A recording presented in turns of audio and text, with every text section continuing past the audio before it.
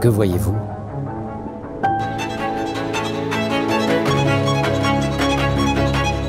Ludovic est malvoyant.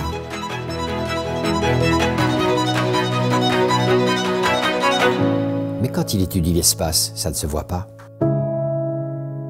Donc, je suis chercheur en astrophysique au sein du laboratoire du LERMA. J'ai perdu la vue à l'âge de 10 ans. J'ai une maladie génétique qui est la maladie de Leber, qui est une dégénérescence du nerf optique. Et depuis l'âge de 10 ans, j'ai dû apprendre les techniques comme le braille pour compenser mon handicap et faire une scolarité, je dirais, normale. Et puis donc, je suis parti faire ma 4e jusqu'à ma terminale à l'Institut national des jeunes aveugles à Paris, pour ensuite réussir mon intégration à l'université, où j'ai fait des études classiques pour un chercheur. Des chercheurs qui ont perdu la vue pendant leur activité, mais qui ont fait des études en étant déficients visuels. Je crois qu'en France, ça ne s'était pas vu. Et il fallait convaincre. Tous les ans, on me disait la même chose, mais pourquoi tu fais ça? De toute façon, c'est pas accessible. Le plus gros du travail était déjà de rester motivé. Ensuite, évidemment, il y avait les difficultés habituelles, je dirais, que rencontrent tous les déficients visuels à s'insérer dans un milieu scolaire.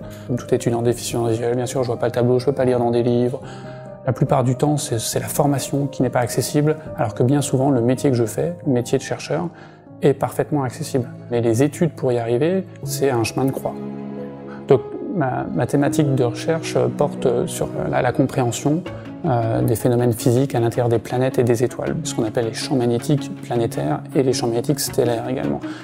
Les voyants pensent avoir accès à énormément d'informations en levant la tête et en regardant les étoiles, mais ils ont une vue très partielle, et au contraire, ce qui fait rêver en astronomie, c'est le mystère. Il y a tout un effort, je dirais, mental, une imagination qui s'accompagne de ces observations en astronomie. Le combat à mener dans les années à venir est vraiment de réussir ce qu'on appelle l'inclusion scolaire, parce qu'actuellement, ce que j'ai pu en voir, cette inclusion se fait un peu, je dirais, au forceps, et qu'on s'en donne pas du tout les moyens. Quand je me suis lancé en astrophysique, je me suis toujours dit chaque année, ok, peut-être que cette année ça marchera pas, et puis je vais me réorienter dans autre chose.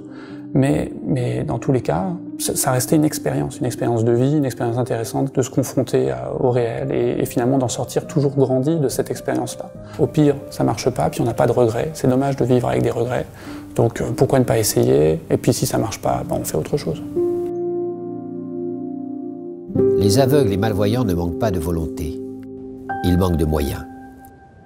Aidons-les chacun à notre façon sur aveugledefrance.org.